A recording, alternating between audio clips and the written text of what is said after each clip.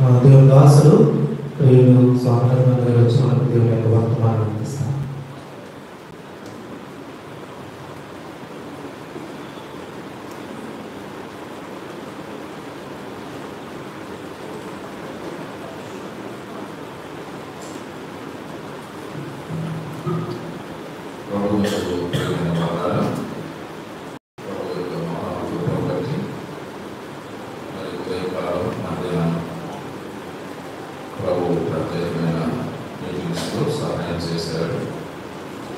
సాయంకాలం వేళ కూడా మరోసారి మనమంతా సహవాసం చేయడానికి, సందేశం వినడానికి, అలాగే మన సందేహాలు కూడా తీర్చుకోవడానికి.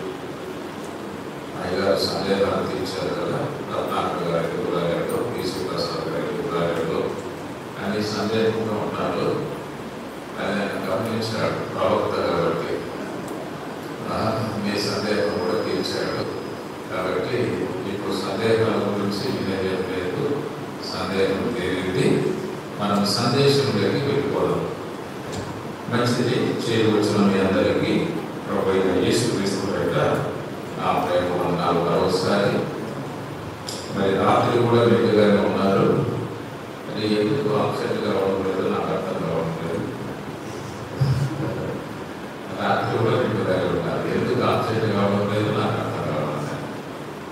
సంఖ్యంగా మానవ బలహీనత ఏంటంటే ఉదయం వస్తే మధ్యాహ్నం అప్సెట్ అవుతారు. ఒకవేళ మధ్యాహ్నం బలవంతం ఉంటే రాత్రి అప్సెట్ అవుతారు. కానీ మీకు ఉదయం కనపడుతున్నారు, మధ్యాహ్నం కనపడుతున్నారు, రాత్రి కనపడుతున్నారు. మీరు ఆప్సెట్ కాకపోవడానికి కారణం ఏంటో నాకు చెప్పాలి. అంటే నేను మా ప్రాంతంలో కూడా దాన్ని ఉపయోగించడానికి నాకు అవకాశం ఉంటుంది. మంచిది, చాలా సంతోషం. ప్రభు మీ అందరికీ దైవాసక్తి ఇచ్చాడు కాబట్టి దైవ సన్నిధిలో ఉండగలుగుతున్నారు, లేకపోతే ఉండలేదు. మన ఉదయకాల వేళ, మధ్యాహ్న వేళ ఫిలిమోను పత్రికలో నుంచి దేవుని వాక్యాన్ని జ్ఞాపకం చేసుకున్నాం. తిరిగి ఈ రాత్రి వేళ కూడా ఫిలిమోను పత్రికలో నుంచి దేవుని వాక్యాన్ని మనం జ్ఞాపకం చేద్దాం. ఫిలిమోను రాసిన పత్రిక 1వ అధ్యాయము మొదటి 3 వచనాలు మనం చదువుతున్నాం. మొదటి 3 వచనాలు. క్రీస్తు యేసు ఖైదీ అయిన పౌలును, సహోదరుడైన మా ప్రియుడును, జత పనివాడునైన ఫిలెమోనును, మన సహోదరి అయిన అప్పియను, తోడి యోధుడైన అర్కిప్పునకును, నీ ఇంట ఉన్న సంఘమునకును శుభమని చెప్పి రాయినది. మన తండ్రి అయిన దేవుని నుండి, ప్రభు అయిన యేసుక్రీస్తు నుండి కృపయు సమాధానమును మీకు కలుగునుగాక. ఆమేన్. ప్రియమైన సహోదరి సహోదరులారా, అపోస్తలుడైన పౌలు రాసిన 14 పత్రికలలో 4 పత్రికలను చెరసాల పత్రికలని పిలుస్తున్నారు. మరి ఎఫెసీయులకు రాసిన పత్రిక, ఫిలిప్పీలకు రాసిన పత్రిక, కొలస్సీలకు రాసిన పత్రిక, ఫిలిమోనుకు రాసిన పత్రిక, ఈ 4 పత్రికలు చెరసాల పత్రికలని పిలువబడుతున్నాయి. అంటే అపోస్తలుడైన పౌలు క్రీస్తు యేసు నిమిత్తమై ఖైదు చేయబడ్డాడు రోమా చెరసాలలో. ఆ చెరసాలలో నుండి పత్రికలను పౌలు గారు రాశారు కాబట్టి సంఘాలకు వీటికి చెరసాల పత్రికలని భక్తులు పేరు పెట్టినట్టుగా మనం చూడగలుగుతాం. మరి పత్రిక మనకు 25 వచనాలు ఉన్నట్టుగా కూడా మనం చూడగలుగుతాం. అదేవిధంగా ఈ పత్రిక ఎందుకోసం రాశాడో కూడా 3 ముఖ్యమైన విషయాలు మనం జ్ఞాపకం చేసుకున్నాం. ఒకటి, ఫిలెమోనులో ఉన్న శ్రేష్టమైన అనుభవాలను బట్టి ఆయన అభినందించడానికి. రెండవది, ఒనేసిమును చేర్చుకోమని ఫిలెమోనును అభ్యర్థించడానికి. మూడవది, ఫిలెమోను యొక్క ప్రార్థనల మూలంగా ఫిలెమోను పౌలు అనుగ్రహించబడాలని అపేక్ష కలిగి ఈ పత్రిక రాశాడు అని మనం చూసాం. ఈ పత్రికలో ఉన్న ముఖ్య వచనం, ముఖ్య విషయం ఏంటంటే 15-16 వచ్చిన క్రీస్తు యేసునందు సంఘం యొక్క ప్రేమ. దేవుని సంఘంలో క్రీస్తు ప్రేమ మనం కలిగి ఉండాలి అని ఈ పత్రిక యొక్క ముఖ్య ఉద్దేశం. కాబట్టి మనకు ఏమున్నా ఏమి లేకపోయినా ఆ క్రీస్తు ప్రేమను మనం దేవుని సంఘంలో కలిగి ఉండాలి. స్థాయిని బట్టి కాకుండా క్రీస్తును బట్టి, క్రీస్తు మనల్ని ప్రేమించినట్టుగా మనం వర్తికరాలు. క్రీస్తు యేసునందు సంఘం యొక్క ప్రేమల గురించి తెలియజేసే పత్రికగా మనం చూస్తాం. ఈ పత్రికలో 11 వ్యక్తులు ఉన్న 3 ముఖ్యమైన వ్యక్తులుగానే మనం చూస్తాం. పౌలు, ఫిలెమోను. పౌలులో మన ప్రభువైన క్రీస్తు యొక్క పోలికలు, ఫిలెమోనులో ఒక నాయకుడు, ఒక సేవకుడు, ఒక పరిచారకుని యొక్క పోలికలు, ఒనేసిములో ఒక విశ్వాస యొక్క పోలికలు ఆయనే మనం జ్ఞాపకం చేసుకున్నాం. మనం వేళ ఒక విశ్వాసి అంటే ఎలాగ ఉండాలో మనం చూశాం. మునుపటి జీవితానికి, ప్రస్తుత జీవితానికి ఆ వ్యక్తి మార్పు అనేది కనపడాలి. ఆ మార్పు గురించి తానుగా సాక్ష్యం చెప్పాలి, తన కుటుంబం సాక్ష్యం చెప్పాలి, తన సంఘం సాక్ష్యం చెప్పాలి. ఈ సమాజం కూడా మన మార్పుల గురించి సాక్ష్యం చెప్పాలి. యేసు ప్రభు నమ్ముకుంటే ఒక వ్యక్తి ఇలాగ మారిపోతాడా? ఇలాగ మారిపోతాడు. మన మార్పును చూసి అనేక మంది క్రీస్తు ప్రభువును మహిమపరచాలి. కాబట్టి మునుపటి జీవితానికి, ప్రస్తుత జీవితానికి స్పష్టమైన మార్పు ఉనేసిలో పౌలు చూశాడు. మరి మనలో ఆ స్పష్టమైన మార్పును మనం చూడగలుగుతున్నాము. మన కుటుంబం చూడగలుగుతుందా? మన సంఘం చూడగలుగుతుందా? మనమున్న ఈ సమాజం చూడగలుగుతుందా? మనం ఒక్కసారి మనల్ని మనం ఏం చేయాలి? పరిశీలించుకోవాలి. ఆ స్పష్టమైన మార్పు మనం కలిగి ఉన్నప్పుడే మనం పరలోకానికి పాత్రలను కాగలుగుతాము అనే విషయాన్ని కూడా మనం జ్ఞాపకం చేసుకున్నాం. తర్వాత ఇప్పుడు మనం ఫిలెమోను యొక్క అనుభవాలలో కొన్నింటిని నేను జ్ఞాపకం చేస్తాను. ఫిలెమోను యొక్క అనుభవాలు మనం చూసినప్పుడు ఒక నాయకుడు కనపడతాడు, ఒక సేవకుడు కనపడతాడు, ఒక పరిచారకుడు కనపడతాడు. మనందరం కూడా సంఘాలలో నాయకులుగా ఉండాలి, సేవకులుగా ఉండాలి, పరిచారకులుగా ఉండాలి, ముఖ్యమైన వ్యక్తులుగా ఉండాలని మనం కోరుకుంటున్నాం. ఆ కోరిక వీధులు ఎవరైనా ఉన్నారని చేతండి. పొరపాటున కూడా ఉండదు, చెప్పరు కానీ కోరిక మాత్రం ఉండాలి. కాబట్టి చెప్పరు. యేసు కూడా అడిగితే చెప్పలేదు, నేను అడిగితే చెప్తారు. యేసు కూడా అడిగితే ఏం మాట్లాడుకుంటున్నారు చెప్పండి, మౌనంగా ఉన్నారు. యేసు కూడా మాట్లాడారు, ఇదేనే చెప్పని ప్రజలు. ఆ శిష్యుడు నాలాంటి వాళ్ళు అడిగితే చెప్తారా? ఎక్కడ రాసి మనం చూసాడు. ప్రతి ఒక్కరికి కోరిక ఉంది. నేను ఒక నాయకుడు కావాలి, ఒక సేవకుడు కావాలి, ఒక పరిచారకుడు కావాలి, ఒక ప్రముఖమైన వ్యక్తి కావాలి. కోరిక ఉంది. ఆ కోరిక కూడా తప్పుడు కోరిక కాదు. బైబిల్ ప్రకారం ఎవరైనా అధ్యక్ష పదవిని అపేక్షిస్తున్నారా? అది చూడడం మంచిగానే, అయితే దానికి అర్హతలు ఉండాలి. కోరిక ఉండడం తప్పలేదు. ప్రతి ఉద్యోగానికి నోటిఫికేషన్ ఇస్తాడు. నోటిఫికేషన్ ఏమి ఇస్తారంటే దానికి అర్హతలు కూడా ఇస్తారు. ఉద్యోగానికి అప్లై చేసుకోండి అంటాడు, ఏమి ఇస్తాడు? అర్హతలు కూడా ఇస్తాడు. ఈ అర్హతలు ఉంటే చేసుకోండి అంటాడు. అప్పుడు ఎవరు అప్లై చేస్తారు? అర్హతలు ఉన్నారు చేసుకుంటారా? ఫీజు కట్టిన వాళ్ళందరూ చేసుకుంటారా? ఫీజు అందరూ కట్టగలుగుతారు కానీ అర్హతలు అందరికీ ఉండవు అని గుర్తుపెట్టుకోవాలి. ఆ ఉద్యోగానికి అప్లై చేయడానికి స్వల్పమైన ఫీజు అందరూ కట్టగలుగుతారు కానీ అందరికీ ఏముండవు? అర్హతలు ఉండవు. అందుకే మనం ఫీజు కూర్చోబెట్టినా ఉపయోగం లేదు అని అప్లై చేసుకోవడం. ఆ అర్హతలు ఉన్నవారు మాత్రమే అప్లై చేస్తారు. అలాగనే ఒక ఉద్యోగాన్ని కోరుకుంటే ఎలాగ తప్పు కాదు, మనం కూడా ఒక నాయకుడుగా, సేవకుడుగా, ప్రచారకుడుగా, ప్రముఖుడుగా ఉండాలని కోరుకోవడం కూడా తప్పు కాదు. అయితే దానికి తగిన అర్హతలను మనం సంపాదించుకున్నప్పుడు మనల్ని కోరుకోకపోయినా మన దగ్గరికి వస్తాయి. అర్హతలు ఉన్న వారి దగ్గరికి అది వస్తాయి. మనం కోరుకోవాల్సిన అవసరం లేదు. అసలు పదవులే మనం కోరుకుంటారు. గుర్తు పెట్టుకోవాలి. ఎప్పుడైనా పదవిని మనం కోరుకుంటూ వచ్చేది కాదు, అదే మనం కోరుకుంటారు. ఆ క్వాలిఫికేషన్స్ మనలో ఉన్నప్పుడు, ఉదాహరణకు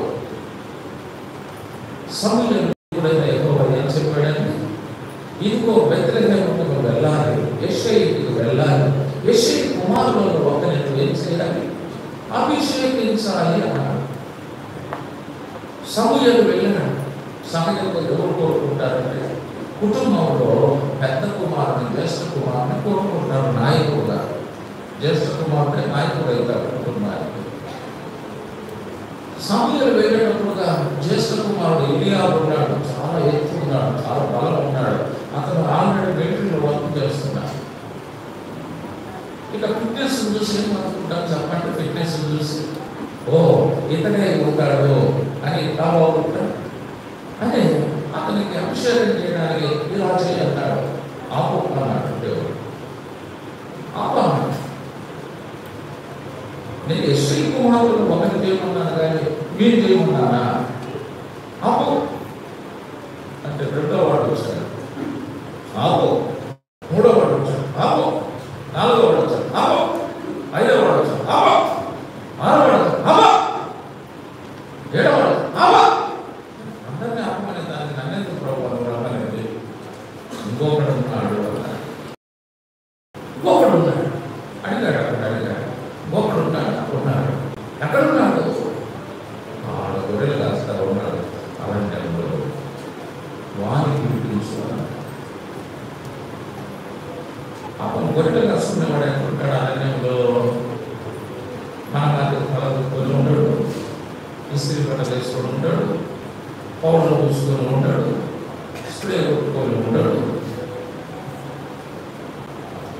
స్నానం చేసుకొని కూడా ఉంటాడు. ఉన్నవాడు ఉన్నట్టుగా వస్తా ఉన్నాడు.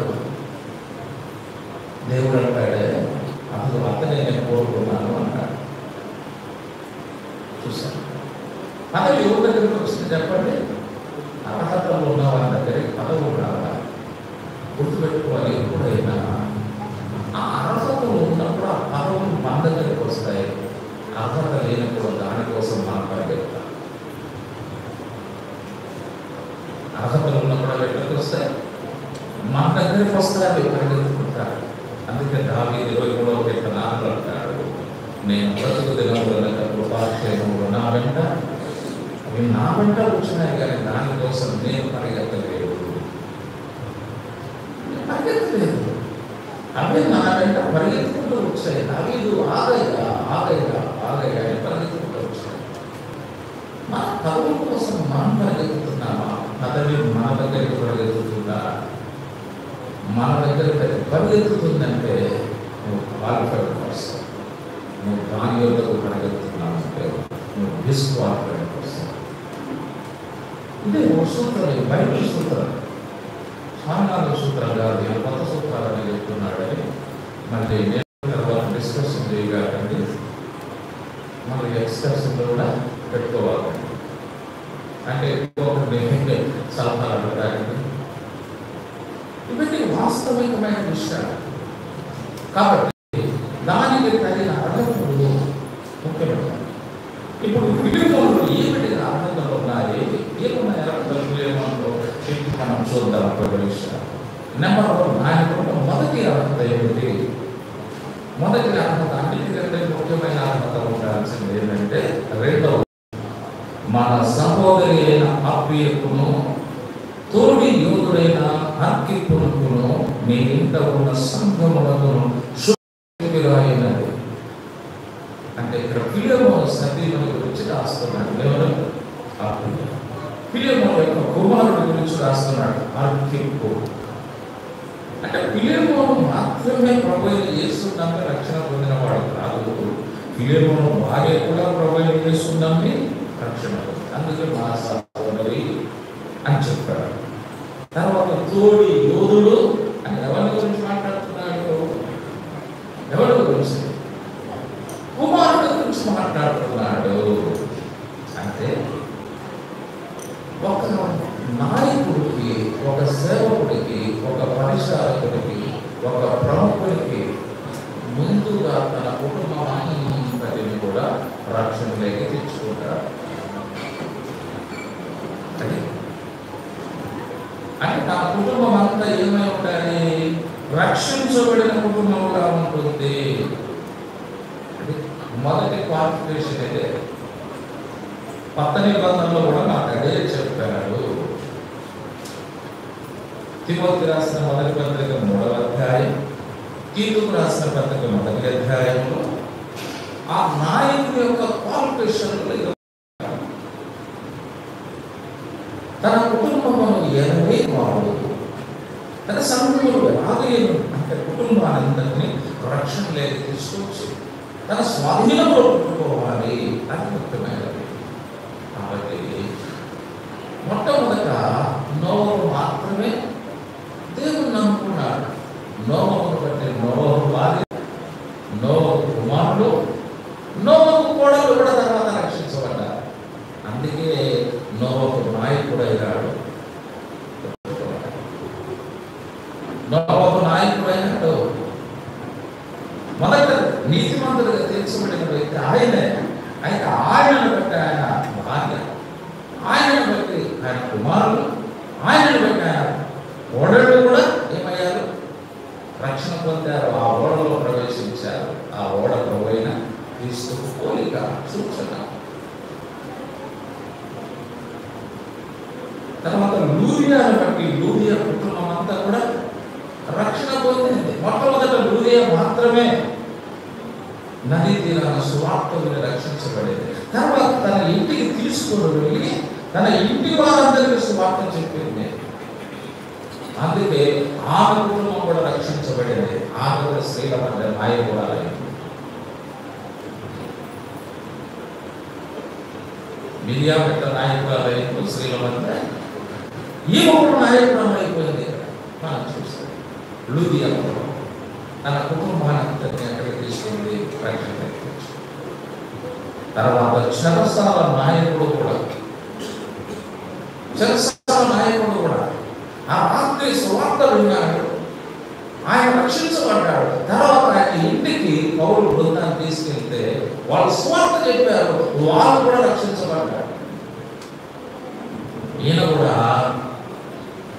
ఫిలిప్పీ సంఘంలో ఒక నాయకుడు అయ్యాడు. చెరసాలకు మాత్రమే కదా నాయకుడు, సంఘానికి కూడా తర్వాత నాయకుడు అయ్యాడు. ఈ నాయకత్వం అనేది మనం చూస్తాం ఇక్కడ. నాయకత్వం కాబట్టి ఒక వ్యక్తి నాయకుడా, ఒక వ్యక్తి సేవకుడా, ఒక వ్యక్తి పరిచారకుడా, ప్రముఖుడా అంటే ముందుగా అతని కొన్ని అర్హత ఏంటంటే తన కుటుంబాన్ని రక్షణలోకి నడిపించిన వారుగా ఉంటారు. రక్షణలోకి నడిపించిన వారుగా ఉంటారు.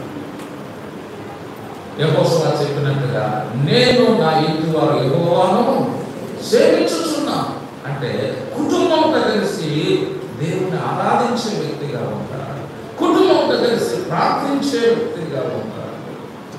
కుటుంబంతో కలిసి సాక్ష్యం ఇచ్చే వ్యక్తిగా ఉంటాడు నాయకుడు అన్నవాడు.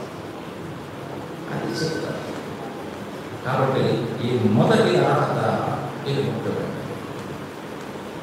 ఇది మొదటి అర్హత. కాబట్టి నా ప్రియమైన సహోదరులారా, సహోదరులారా, నాయకులు కావాలనుకుంటున్నారా? సువార్థికులు కావాలనుకుంటున్నారా? పరిచారకులు కావాలనుకుంటున్నారా? ప్రముఖులు కావాలనుకుంటున్నారా? అయితే మొదటి అర్హతను మనం సంపాదించాలి. అర్హతలు ఉంటే మన దగ్గరికే వస్తాయని నేను చెప్తాను. మనం దాని దగ్గర పరిగెత్తాల్సిన అవసరం లేదు. పరిగెత్తాల్సిన అవసరం. రెండవ అర్హత ఏం సంపాదించారో ఫిలేమోను చూస్తారు. నేను కొన్ని విషయాలు ఈ రాత్రి జ్ఞాపకం చేస్తాను, మళ్ళీ కొన్ని రేపు జ్ఞాపకం చేస్తాను. రెండవ మాటగా చూడండి, మొదటి వచనం ఏమంటాడంటే, క్రీస్తు యేసు ఖైదీ అయిన పౌలును సహోదరుడైన తిమోతిను మా ప్రియుడును జతమని వాడునైన ఫిలేమోనుకు. రెండవది మా ప్రియుడును అన్నాడు. ఫిలేమోను ఎవరు? మాకు ప్రియుడు అన్నాడు. ఇక్కడ పౌలు క్రీస్తు స్థానంలో కనపడుతున్నాడు. ఆయన పోలి నడుచుకునే జీవిత అనుభవాలు ఉన్నాయి.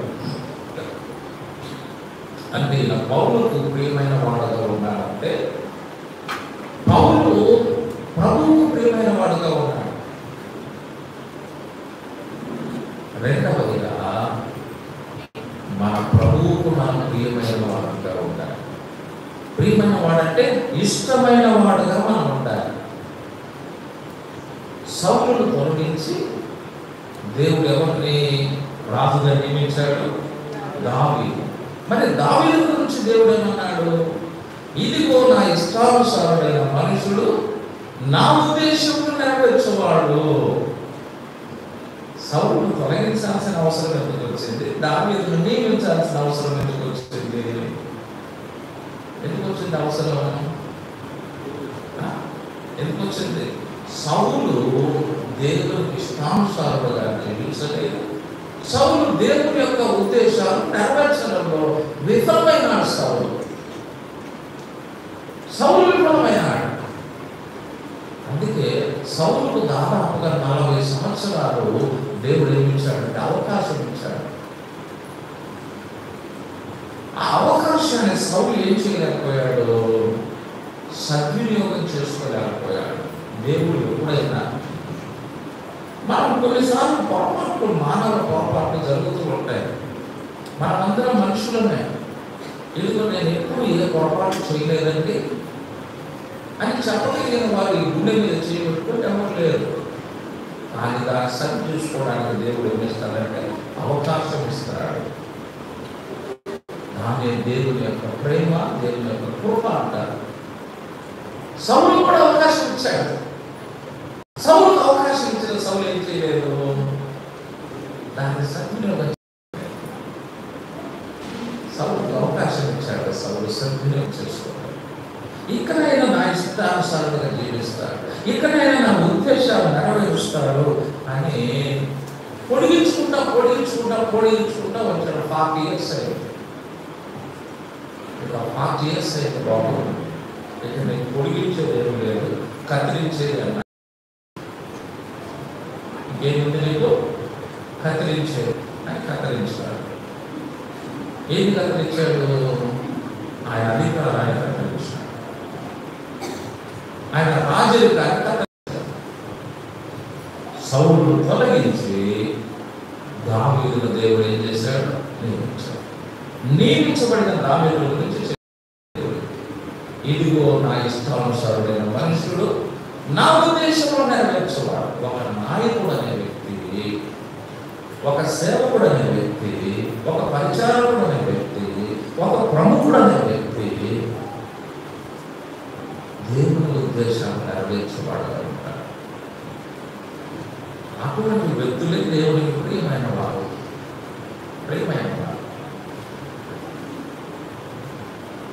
ఆయన ఉద్దేశాలు నెరవేర్చడానికి మనం నాయకులుగా, మన సేవకులుగా, మన పరిచారకులుగా, మన ప్రముఖులుగా ఇక్కడ దేవుడు వచ్చాడు. దేనికోసం? ఆయన ఉద్దేశాలు నెరవేర్చడం కోసం. ఇక్కడ మాకు ప్రియుడు అంటే మాకు ఇష్టమైన వాడు. పౌలుకి ఇష్టమైన వాడంటే ప్రభువు కూడా ఇష్టమైన వాడే. ప్రభు యొక్క ఉద్దేశాలు నెరవేరుస్తా ఉన్నారు. కాబట్టి దేవుని సంఘాలలో ఎవరు కావాలంటే ప్రభు యొక్క ఉద్దేశాలు నెరవేర్చే దావీదు లాంటి వారు, ఫిలేమోను లాంటి వారు మనకు కావాలి. కాబట్టి రెండవ మాటగా మనం చూసినప్పుడు ఫిలెమోను ఒక ప్రియమైన వాడు, అంటే దేవునికి ఇష్టమైన వాడుగా, దేవుని యొక్క ఉద్దేశాలు నెరవేరుస్తున్న వాడుగా మనకు కనపడుతున్నాడు. ఇక మూడవ మాటగా మనం చూస్తాము ఫిలెమోను యొక్క జీవితంలో. ఫిలెమోను యొక్క జీవితంలో మూడవ మాట మనం జ్ఞాపకించాలి. అదే ఫిలెమోను పత్రికలోనే మొదటి వచనంలోనే లేదా రెండవ వచనంలో చెప్పబడిన మాట ఒకసారి మనం చూద్దాం. లేదా మొదటి వచనంలో మా ప్రియుడును జత పని వాడును అన్నాడు. జత పని వాడు అంటే కలిసి పని చేసేవాడు.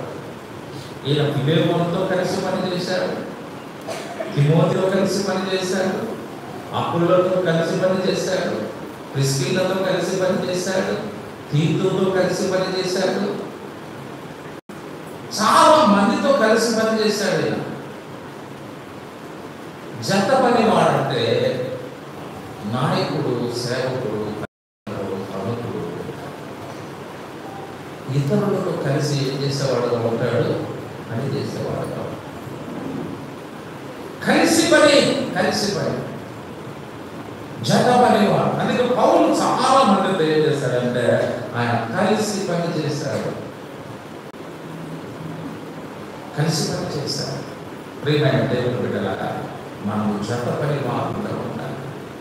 చాలాసార్లు జత పని వారంగా ఉండాల్సిన వాళ్ళను కథ పని వారంగా ఉంటారు. అంటే కలిసి ఎందుకు పని చేయలేకపోతున్నామో కథ చెప్తాము.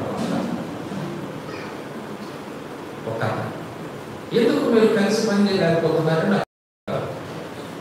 సీమ కథ మాట్లాడి, సీమ నన్ను ఎందుకు పుట్టావంటే నా పుట్టులో చేయబెట్టినాడు, ఏంటి నా పుట్టులో చేయబెట్టినాడు,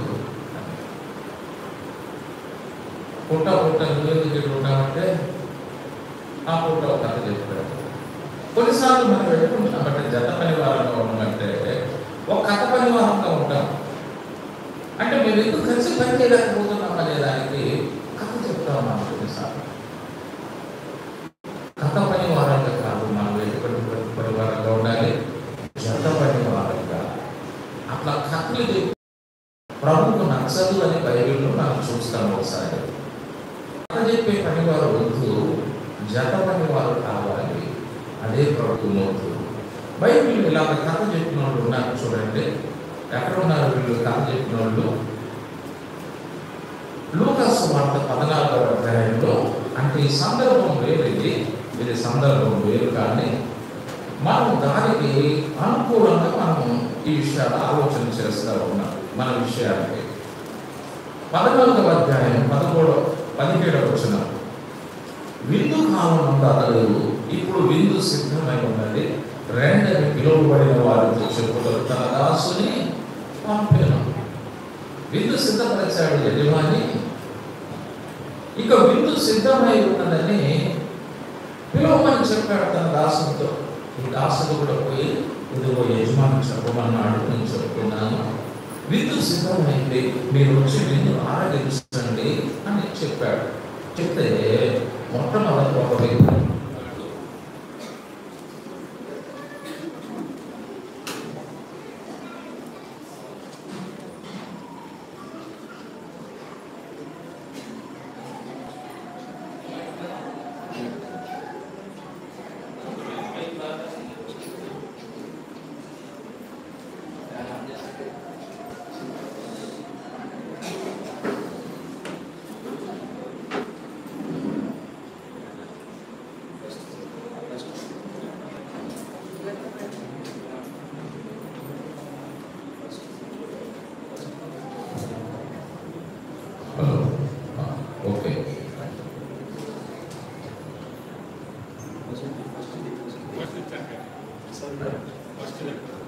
మీ ప్రాంతంలో ఇక్కడ ఏమైనా పురుగులు కానీ ఎలుగుబంట్లు కానీ ఇట్లా ఏమైనా సంచరిస్తుంటాయా?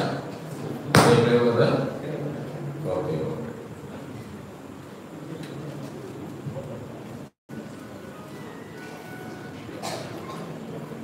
అందుకే కరెంట్ పోయినప్పుడు జాగ్రత్తగా ఉంచుతామని, పురుగులు ఎలుగుబంట్లు ఏమైనా తిరుగుతామంటే చెప్దామని అంత వేరే.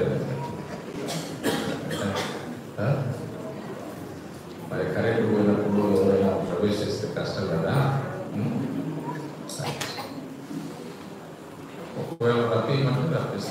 ఇబ్బంది ఏం లేదు. మీరు ధైర్యంగా ఉంటారు అంటే ఇక్కడ పారిపోకుండా రాసిస్తారు. ఒకసారి కళ్ళు మూసుకుంటే వస్తాయి, అది వెనకాల అక్కడే ఉన్నాయి. చూడండి, అక్కడ చూడండి, వెనకాల చూడండి.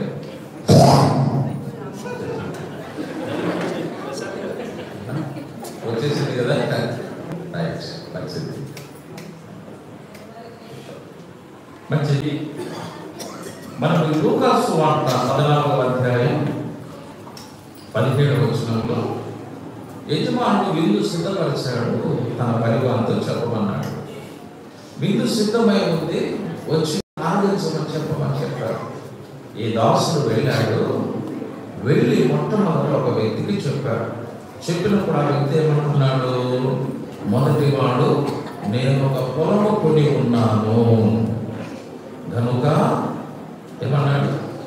అవశ్యముగా వెళ్ళి దాన్ని చూడవలెనని, నన్ను క్షమింపవలెనని నిన్ను వేడుకొనుచున్నాను.